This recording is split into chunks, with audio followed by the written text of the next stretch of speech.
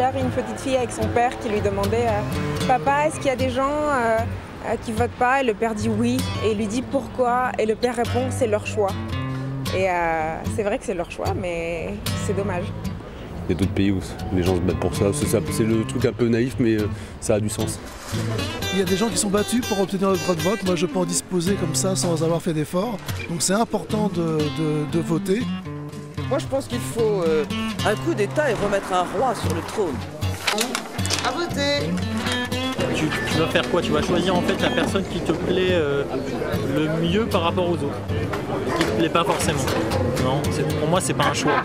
Les abstentionnistes malheureusement sont souvent les premiers à critiquer, donc c'est compliqué de critiquer quand on ne s'implique pas. C'est faire comprendre peut-être dans un certain sens qu'on ne se reconnaît plus dans la politique. Je sais pas. Non, en fait je vote pas. Le vote est ce qui consacre cette élite de gouvernance. Sans le vote, ils ne sont rien. Très clairement, ils peuvent parler au nom du peuple, ils peuvent se servir du peuple comme argument pour produire la décision. Et si par hasard, comme dans le roman du romancier portugais José Saramago, les citoyens décidaient de ne plus aller voter ou de tous aller voter blanc, le système s'effondrerait d'un seul coup.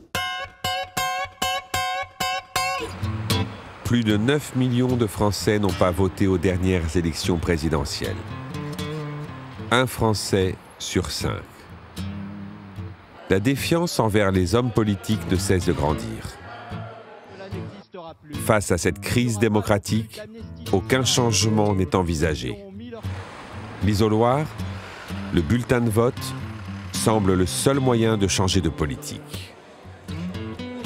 Mais que cache cet acte citoyen? L'élection est-elle réellement le fondement de notre démocratie?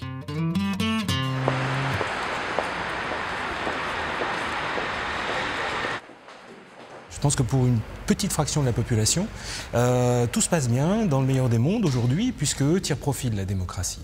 Donc pour eux, la démocratie va bien. Mais pour l'immense majorité, les 99% dont parlait le mouvement Occupy, la démocratie objectivement va mal.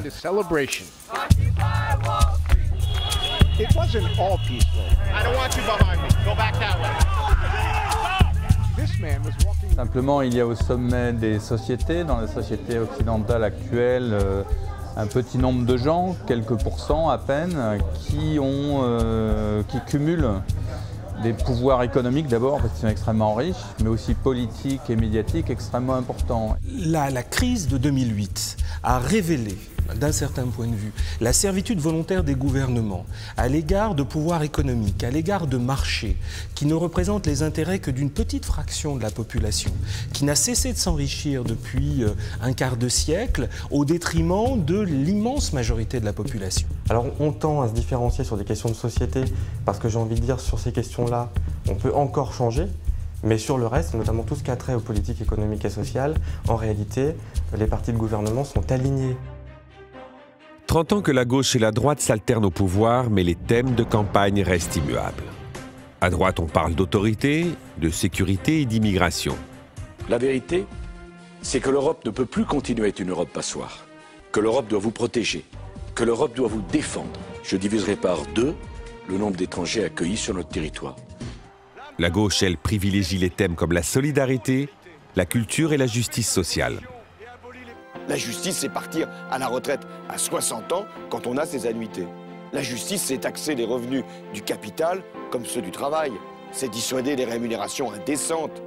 L'existence d'un véritable débat de fond est complètement anéantie par la recherche du pouvoir. Les partis mettent en avant des thèmes pour ratisser l'électorat le plus large possible, laissant croire à une bataille gauche-droite. Mais quel que soit le pouvoir en place, le programme économique, lui, reste inchangé. Privatisation, libéralisation, discipline budgétaire. Comment nous étonner aujourd'hui de l'abstention croissante de la population face à cette situation de rapprochement et d'indifférenciation de l'offre politique et à la frustration et à la déception qu'elle produit? On le voit avec le gouvernement actuel qui, sans avoir promis grand-chose, n'est même pas en mesure de tenir ses promesses. Autre chiffre définitif, celui du taux d'abstention. Plus de 11 millions d'électeurs n'ont pas voté dimanche, un chiffre record. Que cache-t-il? Un divorce avec les politiques. Un divorce qui ne date pas d'aujourd'hui, mais que les gouvernements successifs préfèrent nier. Les résultats des élections sont toujours donnés en pourcentage de votants, en prenant bien soin d'en exclure l'abstention de manière à ne pas révéler l'ampleur de la contestation ou du désintérêt des Français. D'autres résultats. Attardons-nous sur un exemple récent. Les résultats officiels des législatives de 2012. Oui, Élise, et elle concerne des personnalités politiques de premier plan. À commencer par Jérôme Cahuzac, le ministre délégué au budget, est réélu. Luc Châtel, ancien ministre de l'Éducation, est lui aussi réélu dans la Haute-Marne, vous le voyez. Attention, Jack Lang, ancien ministre de la Culture, il est battu au profit du candidat UMP. Encore un résultat, celui de Stéphane Le Foll. Maintenant, incluons l'abstention dans le résultat final. Oui, Élise, et elle concerne des personnalités de premier plan, à commencer par Jérôme Cahuzac, qui n'obtient pas la majorité dans le Lot-et-Garonne. Luc Châtel, ancien ministre de l'Éducation, est lui aussi battu en Haute-Marne. Il ne réunit que 32,6% des voix, insuffisant pour représenter les citoyens à l'Assemblée nationale. Dans les Vosges, l'abstention arrive également en tête. Jack Lang et Gérard Cherpion sont donc battus. Encore une fois, pas de représentants élus pour cette circonscription. Bilan catastrophique pour ces législatives. Seulement 17 députés élus sur les 577 sièges de l'Assemblée nationale.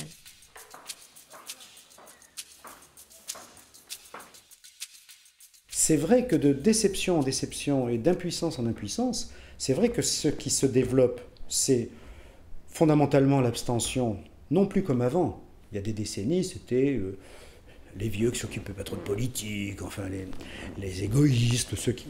Aujourd'hui, on s'aperçoit que la structure idéologique, politique des abstentionnistes est extrêmement politisée. Soit je vote pour des partis de gouvernement qui vont produire les mêmes politiques, j'ai envie de dire, déterminantes sur ce qui est capable de changer le destin de la nation et les conditions sociales des gens. Ou je vote pour des partis protestataires qui certes sont clairement porteurs d'une alternative, mais qui viennent de traditions politiques qui sont quand même très ambiguës vis-à-vis de la démocratie libérale. Donc finalement, les électeurs sont face à une démocratie qui est une machine à désespérer. Donc les gens, probablement, en votant pour les extrêmes, ils se disent « j'adhère pas forcément à leurs idées, mais avec eux, je suis sûr que la politique sera faite différemment ». Après, il y a la deuxième catégorie de population, c'est ceux qui auront voté pour l'extrême gauche ou l'extrême droite en disant « de toute façon, ce système, on va le foutre en l'air ». Un des signes les plus marquants de cette crise politique, c'est la montée en puissance de l'extrême droite.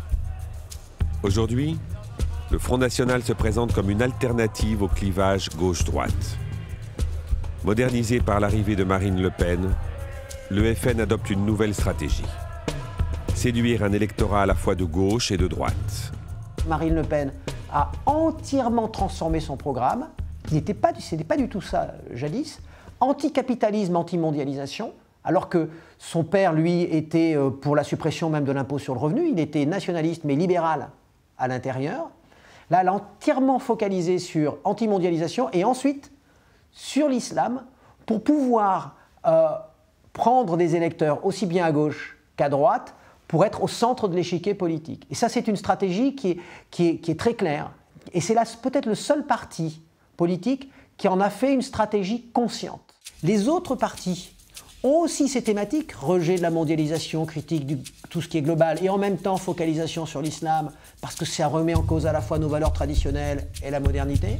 Mais c'est plus implicite, c'est plus indicible, c'est moins explicite parce que c'est moins stratégique, donc ça paye moins.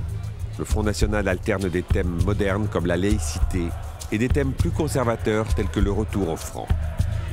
Cette stratégie révèle les techniques souterraines du Front National pour dissimuler ses convictions xénophobes et autoritaires. Évidemment, progressivement, elle entraîne cette dédiabolisation jusqu'aujourd'hui où elle dit « je ne suis pas d'extrême droite ». Et elle veut essayer d'imposer cette idée qu'elle n'est pas d'extrême droite. Elle a en partie raison, mais au fond c'est bien pire, puisque elle n'est pas d'extrême droite, ou plutôt, elle n'est plus seulement d'extrême droite, elle est devenue d'extrême droite, mais autre chose, national-socialiste, comme dans les années 30. Et c'est parce qu'elle sait qu'elle ne peut arriver au pouvoir que si elle n'est plus seulement d'extrême droite. Exactement ce qu'ont fait les mouvements populistes des années 30. Elle fait ça consciemment,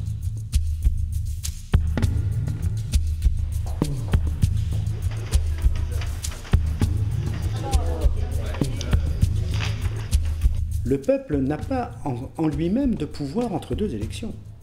Et il est arrivé bien des fois, dans la dernière période, je pense par exemple au traité de Lisbonne, où 80% des parlementaires, donc du Parti socialiste, de la droite de l'époque, etc., et la présidence, 80% des parlementaires soient pour un traité, que les Français votent à 55% contre. Ce qui prouve que quand il y a référendum, effectivement, le peuple peut, mais ça ne peut pas être le peuple qui décide qu'il y a un référendum. Le référendum. Unique moyen d'expression des citoyens entre deux élections. En tout cas, sur le papier. Voyons dans les faits. Lors du dernier référendum, qui a eu lieu en 2005, les électeurs devaient répondre à la question suivante. Approuvez-vous le projet de loi qui autorise la ratification du traité établissant une constitution pour l'Europe ? Tout le monde avait débattu, échangé, réfléchi, communiqué. Au final, les Français avaient dit non à 55%. Une catastrophe pour l'ensemble de la classe politique, persuadée de l'absolue nécessité d'approuver ce texte. La solution est simple. Ils vont bricoler l'ancien texte, changer quelques tournures de phrases et surtout changer le titre. Désormais, on parlera du traité de Lisbonne. Cette fois, le président ne prend pas le risque du référendum. Non, le Parlement valide le traité sans l'avis du peuple et le tour est joué. Résumons. Un texte que 55% des Français rejettent sera tout de même validé 4 ans plus tard. Le référendum a joué son rôle. Il a participé à l'illusion de la démocratie. Et cela donne aujourd'hui un texte très compliqué, compréhensible justement uniquement par les juristes, un texte de 300 pages. Alors, est-ce qu'il est scandaleux d'avoir procédé ainsi? Est-ce que la démocratie européenne ce soir est perdante ou au contraire, est-ce qu'il s'agissait d'un passage obligé pour relancer l'Europe? Eh bien là, je crois qu'il s'agit à chacun de se faire sa propre opinion. Merci François. Si on dit que sur les choses importantes, il ne faut surtout pas appeler le peuple à se prononcer, on appelle même ça le populisme, ça veut dire qu'en clair, on admet qu'on n'est pas en démocratie. La vraie démocratie, c'était par exemple à Athènes, dans les cités italiennes, par exemple, et c'était considéré comme ça jusqu'à Montesquieu et Rousseau au XVIIIe siècle. Il n'est pas de loi légitime sans l'approbation implicite ou explicite du peuple. Si aujourd'hui le peuple est impuissant face aux décisions politiques, ça n'a pas toujours été le cas. Revenons à l'origine de la démocratie. Au 5e siècle avant Jésus-Christ, Athènes est en pleine crise. L'appauvrissement des paysans ne cesse d'augmenter. La politique appartient aux nobles, ce qui agace profondément les commerçants et artisans en soif de pouvoir. Qui plus est, les pauvres demandent plus d'égalité. Quel bordel! Pour préserver le calme et l'unité de la cité, le système est réformé. Une première dans l'histoire, la démocratie est en marche. Cette évolution s'étalera sur plus de 100 ans avec 4 grands bâtisseurs, Dracon, Solon, Pisistrate et Clisthène. À l'époque, la barbe est à la mode. Le principe de ce nouveau régime repose sur la participation du peuple aux décisions. Et oui, la politique est l'affaire de tous les citoyens athéniens. En pratique, comment ça se passe? La cité organise environ 30 fois par an des assemblées ouvertes et pouvant contenir jusqu'à 6000 citoyens. Ici, on débat collectivement pour ratifier les lois, voter le budget, décider de la paix et de la guerre. Dans l'hémicycle, tout citoyen athénien a droit à la parole. Une indemnité journalière est donnée aux plus pauvres pour compenser les jours de travail perdus. Chacun peut participer avec la même importance, quel que soit son niveau social. Grâce à la démocratie, les Athéniens se sont construits une conscience politique. Un activisme civique incomparable avec l'ignorance et l'apathie politique que nous connaissons aujourd'hui. Démocratie, ça veut dire pouvoir du peuple, par le peuple, pour le peuple. Et dans la tradition, depuis l'Antiquité, depuis la fondation à Athènes, dans l'Antiquité archaïque des premières démocraties, il n'est pas de loi légitime sans l'approbation explicite du peuple. Alors en ce sens, les institutions de la Ve République en France ne sont pas du tout une démocratie. Nous ne sommes pas au regard de la théorie politique dans une démocratie, puisque la démocratie, c'est le régime dans lequel, tour à tour, les gouvernants sont gouvernés. Et gouverner, gouvernant. Voilà, tous les citoyens participent à la vie politique. Donc, manifestement, on n'en est pas là. On est plutôt dans un régime représentatif. Il ne faut pas oublier que le régime qui est le nôtre aujourd'hui, la démocratie dite représentative, c'est un régime qui a été inventé à la fin du XVIIIe siècle aux États-Unis et en France, justement pour constituer une alternative à la fois à la démocratie et à la monarchie. C'est un régime qui n'a de démocratie que certains aspects, qui ne correspond pas véritablement à l'idéal démocratique originel. Donc n'oublions pas que nous n'avons jamais été véritablement en démocratie. Jusqu'au XVIIIe siècle, la politique, c'est soit la monarchie de droit divin, la tyrannie, l'oligarchie, la dictature, en gros l'empire, le roi, bon. Soit la démocratie, c'est-à-dire le peuple entier qui décide, comme à Athènes ou dans les cités des communes italiennes, enfin dans les communes italiennes de la Renaissance. Le début de la Révolution française, c'est encore ça. C'est le peuple dans la rue, c'est le peuple qui décide de discuter, de déclarer des droits universels, enfin bon voilà. Et puis au milieu de la Révolution française, il y a un petit texte de l'abbé Sieyès qui dit à un moment donné... Les citoyens qui se nomment des représentants renoncent et doivent renoncer à faire eux-mêmes la loi. Ils n'ont pas de volonté particulière à imposer. S'ils dictaient des volontés, la France ne serait plus cet État représentatif, ce serait un État démocratique. Et oui, l'abbé Sieyès, leader révolutionnaire, est l'un des fondateurs du système représentatif. Il rejettera jusqu'au bout l'idée de créer un véritable gouvernement démocratique et s'opposera fermement à tout système intégrant le peuple aux décisions politiques. C'était une manière de combiner deux choses qui apparaissaient incompatibles. De combiner le fait que l'origine du pouvoir, la légitimité résidait dans le peuple, mais qu'en pratique, il était hors de question de confier au peuple le soin de prendre des décisions et de se gouverner. Donc on combinait finalement le contradictoire, le principe du nombre, de la légitimité populaire, et le principe du gouvernement par quelques-uns. C'est ça qui est le régime dans lequel nous vivons aujourd'hui. Le régime dans lequel nous vivons aujourd'hui. Il faut remonter loin dans le temps pour comprendre la naissance de notre système politique. Un peu moins quand même. 1789, la célèbre Révolution française. Affamé et excédé par un roi qui le méprise, le peuple français se révolte. C'est la fameuse prise de la Bastille. Le roi battu, les révolutionnaires prennent le pouvoir. C'est inédit dans l'histoire de France. Après plus de 1300 ans de monarchie, le peuple va décider lui-même de son organisation politique. C'est beau. Enfin, pas tant que ça. Je vous explique.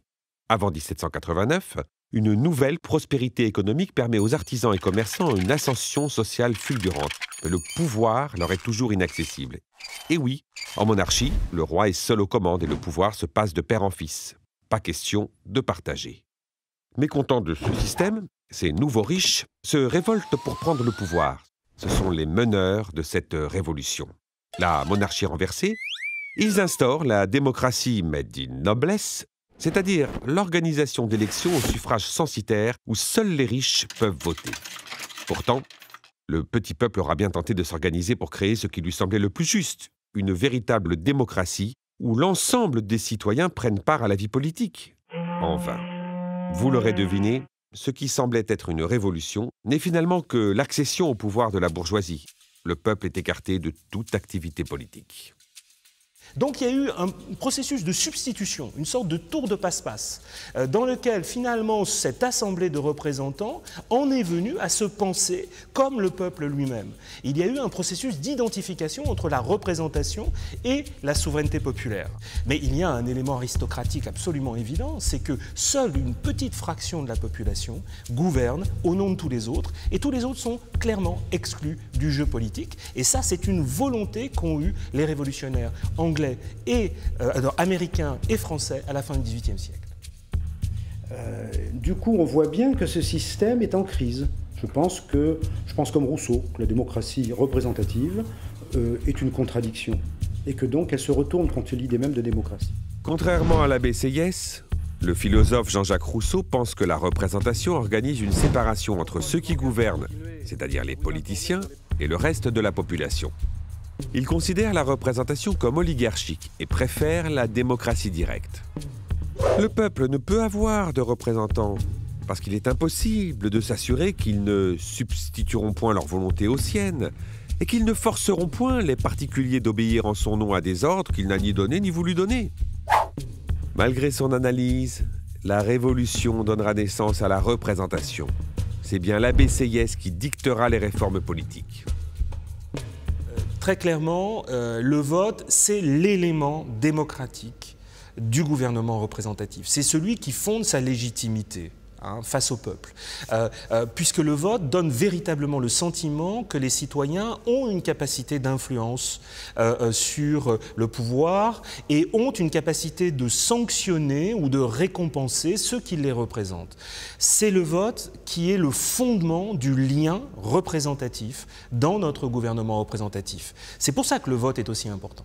L'acte électoral est par essence démocratique, mais si cet acte électoral est conçu comme une délégation de pouvoir à des représentants qui ensuite dirigeront sans consultation du peuple, c'est vrai que cet acte électoral est perçu comme une perte de souveraineté. Dimanche prochain aura lieu le premier tour des élections législatives. Pour ce scrutin particulièrement important, vous ne pouvez pas vous abstenir. Il faut voter. Seul moyen d'expression. Alors les pouvoirs publics organisent des campagnes publicitaires. Et pourquoi pas Paul? Oui, Paul, c'est très bien. Non, Jean, c'est mieux. C'est pas terrible, Jean. Jean, c'est pas si mal. Paul. Jean-Paul. Va pour Jean-Paul.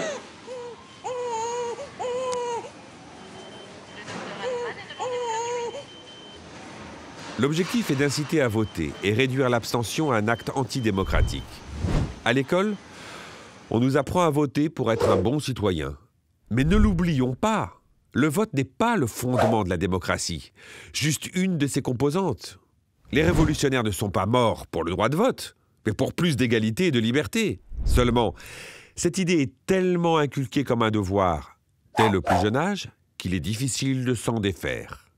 Écoutons Alain Badiou, philosophe, face à un journaliste. Est-ce que vous réalisez juste, Alain Badiou, vous avez de la culture, vous avez de l'humour, que votre manière de parler pourrait être ressentie comme une insulte par des gens qui se sont fait tuer pour le droit de vote en 1848, en 1870. Des gens y croyaient à ces choses-là. Ils sont morts pour avoir le droit de voter. Mais évidemment, et je considère que le droit de vote a été, dans l'histoire des idées politiques, une conquête. Mais comme toute chose, les conquêtes, il faut en faire de nouvelles. Nous savons maintenant, depuis un bon siècle, ce que le droit de vote est capable de donner. Et ce que le droit de vote est capable de donner, c'est de toute évidence, sur les questions sociales, économiques et fondamentales, un conservatisme inébranlable. D'autant plus inébranlable qu'il est périodiquement légitimé par le scrutin. Alors nous devons maintenant aller au-delà de ça, c'est tout. Il ne suffit pas de dire qu'on a un suffrage universel pour dire qu'on est en démocratie. Et ce qui manque à l'Occident, c'est un nouvel idéal démocratique dans le sillon des Lumières qui porterait une espérance. Or aujourd'hui, la démocratie, c'est devenu un régime très conservateur.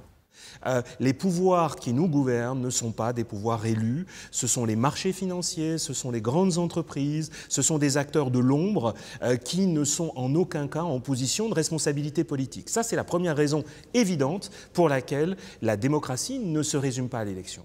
Parce que c'est vrai que son trait le plus flagrant à cette démocratie, c'est que les décisions sont prises par un ensemble de gens qui, en général, sont dans des sphères, dans le haut, on va dire, des pyramides économiques, médiatiques ou politiques. C'est là que les choses se passent en général. Il est clair qu'aujourd'hui, l'argent joue un rôle de plus en plus important en démocratie. On voit dans un certain nombre de démocraties, à commencer par la démocratie américaine, qu'il faut être riche pour se faire élire. C'est ce qu'ils appellent les deep pockets, les poches profondes. Aujourd'hui, les candidats doivent pouvoir mobiliser des moyens financiers importants. Et donc, du coup, ceux qui sont capables de financer ces élections ont une voix prépondérante dans la politique américaine. Donc ça, c'est un premier point. L'argent est corrupteur des démocraties et est aujourd'hui en train de les, clairement, de les désubstantialiser, de les dévitaliser.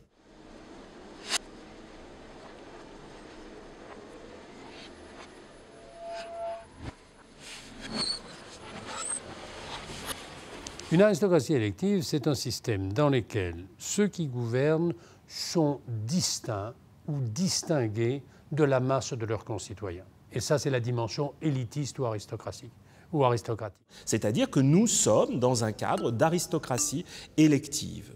Et cette élite gouvernementale peut se réclamer du vote et c'est la condition pour laquelle elle peut prendre des décisions en disant « je suis le peuple et je veux en son nom ».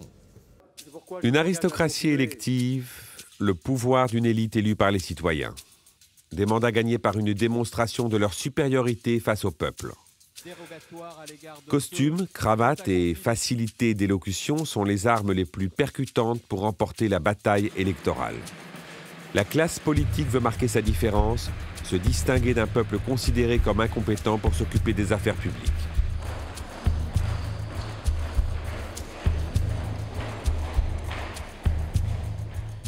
Il est clair aujourd'hui que nos représentants ne sont sociologiquement pas représentatifs de la population. On a beaucoup parlé du club de vieux mâles blancs éduqués que seraient nos assemblées politiques, et c'est clair qu'aujourd'hui, les choses ne bougent qu'à la marge. On a la formation d'une classe qui peut s'isoler, qui est d'ailleurs isolée du reste de la population ou du reste de la cité.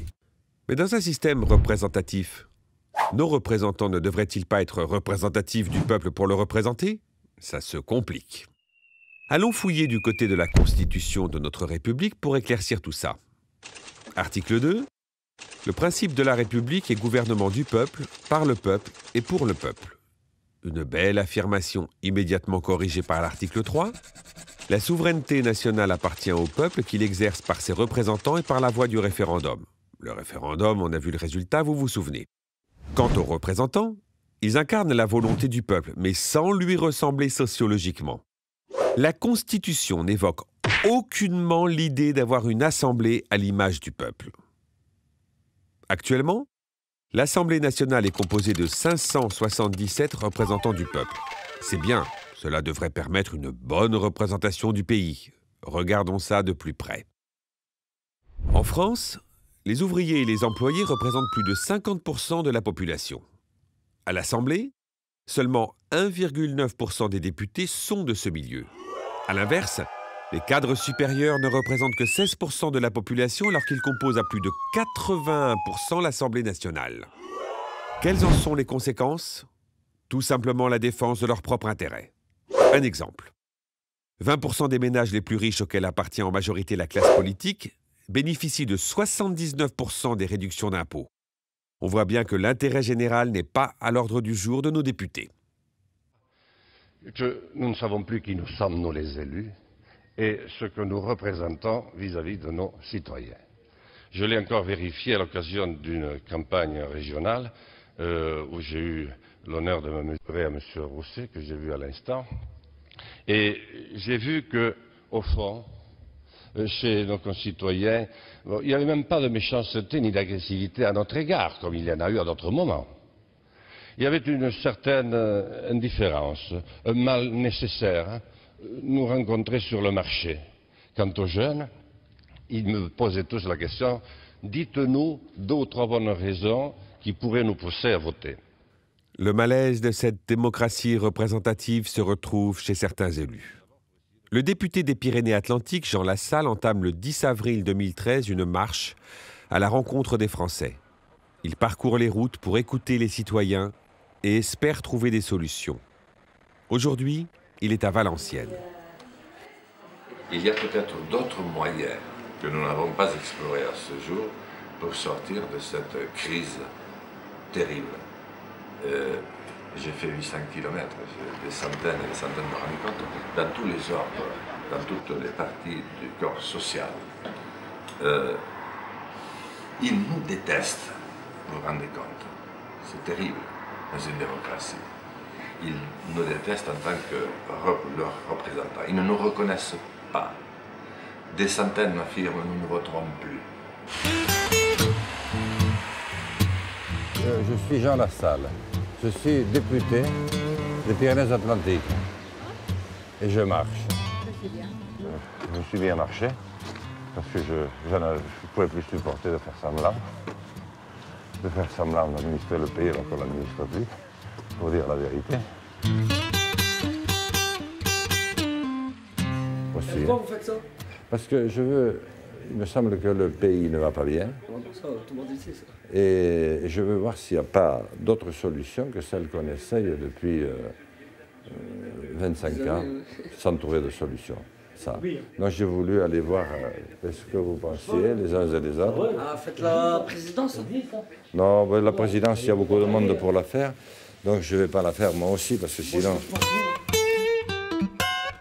La condition modeste de mes parents, très modeste, qui aujourd'hui seraient au seuil de pauvreté, me donnait un sentiment de, quelque part, alors qu'ils n'avaient pas besoin, de vouloir montrer que quelqu'un qui venait de bas pouvait parler et pouvait, comment je dirais, s'exprimer en leur nom. Bonjour, mademoiselle. Bonjour. C'est très beau. Bonjour, monsieur. Comment allez-vous, madame? Oui, ça va, malgré le C'est temps. très sympa de nous inviter. Vous n'avez pas de chance de faire toute la France comme ça par ce temps-là. Il n'y a jamais de changement. Moi, je pense que la politique, que ce soit l'un ou l'autre, de toute façon, ils sont confrontés aux problèmes, mais ils n'ont pas les solutions. Vous pensez qu'il n'y en a pas les solutions? Non, ils n'ont pas les solutions. On a, si vous voulez, depuis 30 ans, on a trop laissé faire à tout vent. On a fait n'importe quoi. Puis maintenant, pour revenir en arrière, c'est jamais possible. Et l'Europe, est-ce que vous pensez que l'Europe peut être la solution? L'Europe, vous en pensez quoi? Comment l'Europe Allez, il faut continuer à y croire. Allez, vous m'aidez, hein? Vous allez sur mon site là, puis vous marquez. Okay. Allez, merci, au revoir, à bientôt. Au revoir. C'est peut-être le rôle du politique qu'il faut aussi revisiter aujourd'hui pour nous adapter à cette crise et y trouver remède. La route est encore longue pour le député Jean Lassalle. En écoutant les doléances du peuple français, trouvera-t-il une solution à cette crise politique? Pas sûr face à des citoyens le plus souvent mal informés, noyés dans le flot médiatique. Mais Jean Lassalle parcourt la France, retrouve ses racines au contact du peuple. Un peuple trop souvent oublié par la sphère politique. Pour produire des décisions, il faudrait être qualifié, il faudrait avoir des capacités supérieures à celles du citoyen ordinaire. Or, la démocratie repose sur un principe symétriquement inverse. La démocratie pose une fois pour toutes que chacun est également jugé apte à produire du jugement politique. Des parcours similaires pour des politiciens similaires. La quasi-totalité des politiciens commence tout d'abord par Sciences Po, puis termine avec l'ENA, l'École nationale d'administration. Des clones qui choisissent leur famille politique en fonction, non pas de leurs convictions, mais selon des opportunités de carrière. Vous voyez Ségolène Royal, pour moi, instantanément, on sait qu'elle n'est pas de gauche. Bon, Rémi Lenoir, qui est un de mes élèves, a été professeur à l'École nationale d'administration, et il m'a dit, elle était à l'école à l'ENA, elle s'est posé la question, est-ce que je suis de droite ou de gauche, en termes de plan de carrière, quoi. Elle a choisi la gauche parce qu'à l'époque, elle a très bien choisi. Et si elle avait choisi la droite, elle ne serait pas ministre. Des gens qui sont prédestinés à la politique vont apporter à la politique les préoccupations de l'ensemble des gens qui sont comme eux, c'est-à-dire prédestinés à la politique, et non pas refléter les préoccupations du reste de la population. Aujourd'hui, on s'aperçoit qu'on a des parcours qui sont extrêmement normalisés et qui commencent très très tôt. C'est-à-dire qu'à 20 ans, on est presque déjà un professionnel de la politique. C'est la conséquence d'une séparation des représentants et du peuple. Voilà. Ça devient un métier. Voilà. Ça devient, comme disait Rousseau, un bien de famille qu'on se repasse de père en fils, on essaye, voilà. Donc la professionnalisation de la politique, qui est encouragée par ce mystère national et cette aberration nationale qui est le cumul des mandats. Vous savez qu'on est le seul pays véritablement au monde à pratiquer à ce point le cumul des mandats. Cette professionnalisation de la politique est une des raisons de l'éloignement des citoyens à l'égard de la politique. Le cumul des mandats devrait prendre fin pour 2017. Mais pour ceux qui n'ont pas suivi, prenons un exemple simple. Un caissier occupe un poste à l'enseigne A. Ce même caissier a également un emploi à l'enseigne B et aussi un poste à l'enseigne C. Ce salarié cumule ses 3 salaires à temps complet. Le problème, c'est que ce caissier ne peut assumer chaque emploi efficacement. Nous sommes d'accord. Eh bien, un politique cumulard, c'est le même principe avec la petite différence que pour lui, c'est légal, car c'est un politique et qu'il sait lui-même fixer ses propres règles, ben voyons, sans demander l'avis du peuple. Cela donne des cas incroyables. Christian Estrosi, député des Alpes-Maritimes, maire de Nice. Président de la métropole Nice-Côte d'Azur. Président du conseil de surveillance du CHU de Nice. Résultat, une poignée de politiciens monopolise l'ensemble des postes de décision avec des records d'absence à leur poste. Cette aberration va peut-être prendre fin en 2017. Mais cette loi rencontre des difficultés à être adoptée. Et oui, 80% des députés et sénateurs sont cumulards. En retardant cette loi, la classe politique tente de défendre jusqu'au bout ses propres intérêts au détriment de la démocratie. Voilà une raison de plus qui m'a convaincu de ne pas voter. Aujourd'hui, nos élus cumulards vivent, comme disait Max Weber, de et pour la politique. Ils sont des professionnels de la politique. La politique, messieurs, devrait être une vocation. Je suis sûr qu'elle l'est pour certains d'entre vous, mais pour le plus grand nombre, elle est un métier. Un métier qui ne rapporte pas aussi vite que beaucoup le souhaiteraient et qui nécessite de grosses mises de fonds. Une campagne électorale coûte cher. Mais pour certaines grosses sociétés, c'est un placement amortissable en 4 ans. Et pour peu que le protégé se hisse à la présidence du Conseil, alors là, le placement devient inespéré. Les financiers d'autrefois achetaient des mines à Djelidzer ou à Zoa. Eh bien, ceux d'aujourd'hui ont compris qu'il valait mieux régner à Matignon que dans l'Oubangui, et que de fabriquer un député coûtait moins cher que de dédommager un Rouennais. Notre démocratie représentative s'est muée en oligarchie financière. Elle n'est d'ailleurs pas une démocratie. Maintenant, nous le savons. Mais c'est vrai qu'à l'école, on apprend élection égale démocratie, démocratie égale élection. Moi, quand j'étais tout petit, on m'apprenait ça. Et on me disait, on va élire tes délégués de classe parce que c'est la démocratie. Ou quand un pays changeait de régime, sortait de la tyrannie, on mettait en place des élections, on disait, il accède à la démocratie. Et donc, il y a un conditionnement, quoi. Les télés en parlent, les journaux en parlent, les professeurs, moi-même, je disais, la démocratie, c'est les élections, les élections. Et donc, il y a un conditionnement, mais c'est de l'intoxication, quoi. Hein. Mais je crois que ça démocratie, c'est une blague. Cette confusion qu'il y a entre démocratie et élection, c'est vrai qu'on l'assimile. Ça nous empêche on dit tel pays est démocratique puisqu'il y a des élections libres. Mais je crois que c'est quelque chose qui a du poids, simplement, qui a du poids dans la propagande qu'on en fait, parce que les pays qui n'ont pas d'élection, effectivement, ne sont pas démocratiques. Et qu'on n'a pas de contre-exemple, par exemple de tirage au sort, d'autres façons. Oui. On a soit des dictatures, soit des pays qui ont des élections libres. Donc, effectivement, on ne peut pas dire que c'est pareil. Il vaut mieux avoir des élections que d'avoir une dictature. Et c'est ça la force de la propagande autour de démocratie égale élection, c'est qu'il n'y a pas de contre-exemple pour le moment. Tiens, le tirage au sort. Aujourd'hui aux oubliettes, c'est pourtant le fondement de la démocratie athénienne née 500 ans avant Jésus-Christ. Peu importe les revenus, le métier ou bien l'origine sociale, le tirage au sort donne à chacun la même chance de participer au pouvoir. Aucune inégalité. Concrètement, comment ça marche? L'élément central de cette démocratie, c'est l'Ecclésia. Rappelez-vous, l'Assemblée citoyenne ouverte à tous. C'est là que tout se passe. 500 Athéniens y sont tirés au sort parmi une liste de volontaires pour composer la boulée. L'Assemblée qui prépare les lois, gère les finances et contrôle les magistrats. Ces derniers sont également tirés au sort parmi l'Ecclésia et veillent à la bonne application des lois. Seulement 10 d'entre eux sont élus pour s'occuper principalement de la stratégie militaire de la cité. Pour la justice, les jurés sont constitués de citoyens tirés au sort parmi la population. Une fois tirés au sort, chaque citoyen passe un examen, la dokimasie. Il ne s'agit pas de contrôler leurs compétences, mais de vérifier leur citoyenneté et leur moralité. L'Ecclésia pouvait également voter la destitution de tout citoyen tiré au sort en cas d'abus. Le plus important dans cette démocratie athénienne, c'est l'alternance entre gouvernants et gouvernés. La rotation entre les dirigeants et les citoyens, des mandats courts et révocables. Durant sa vie, un Athénien sur 2 était au moins une fois membre de la boulée.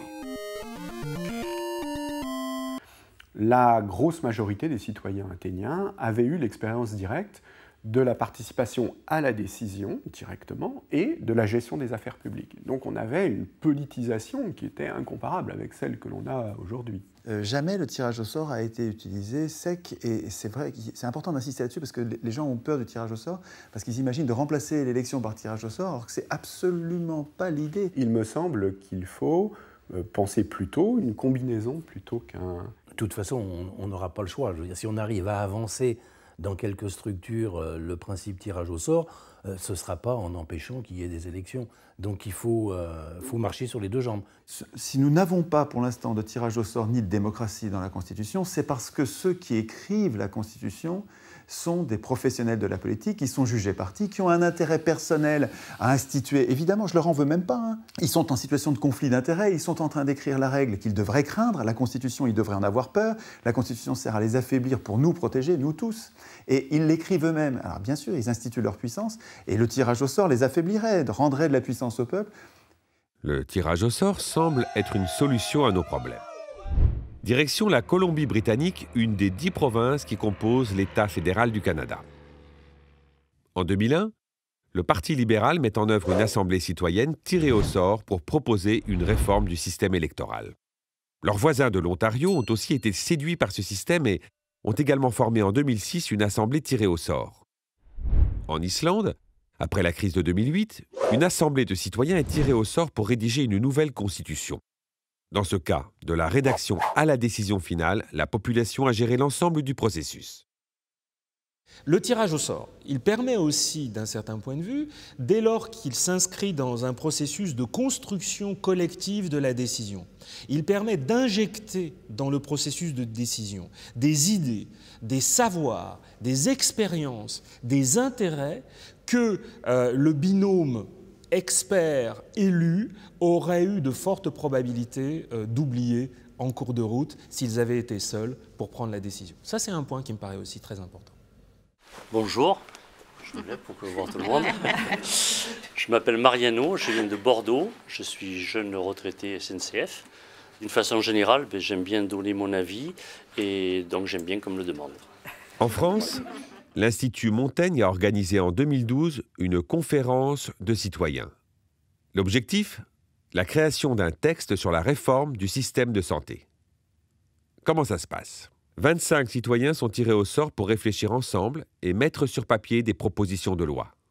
Cette mission est confiée à un institut de sondage. Son but ?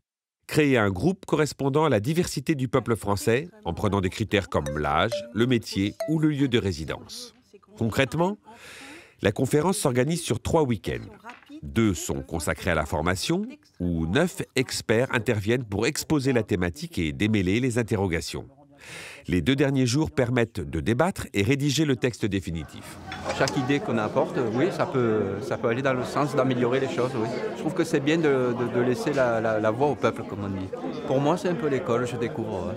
Ce n'est pas des sujets que je m'intéresse vraiment tous les jours. Et franchement, je découvre, j'en apprends. Ouais. On redémarre, on y va. Je suis en train de regarder chacun des groupes pour voir s'ils produisent, s'ils sont en discussion, si tout le monde discute, s'il n'y en a pas un qui a pris le pouvoir par rapport aux autres. Enfin, voilà. Et si jamais je sens un trop fort déséquilibre, on intervient. Pour l'instant, on n'a pas besoin d'intervenir. Chacun des groupes fonctionne correctement. Tu peux demander à ton pharmacien de ne pas te prescrire de Doliprane, tu en as déjà.